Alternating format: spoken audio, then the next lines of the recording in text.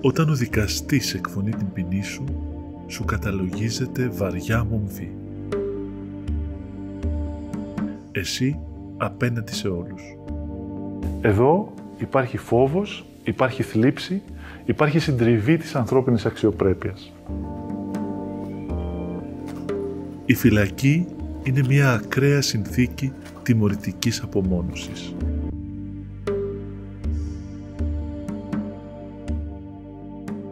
Φυλακές Ιωαννίνων.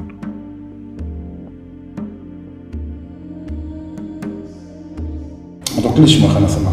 Δεν μπορώ το κλείσιμο. Δεν το μπορούσα να τώρα συνήθισα. Συνήθισες. Αναγκαστικά. Είμαι αθώος. Είσαι αθώος.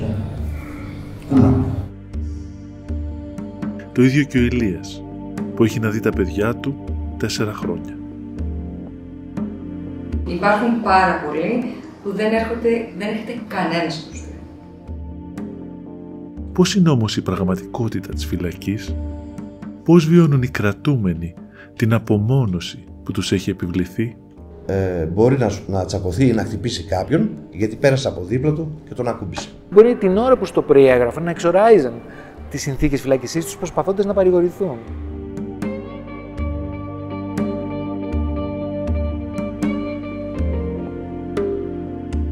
Κι όμως, μέσα στα σκοτεινά κελιά, στην απομόνωση και τη στέρηση της ελευθερίας, εμφυλοχωρεί η ελπίδα.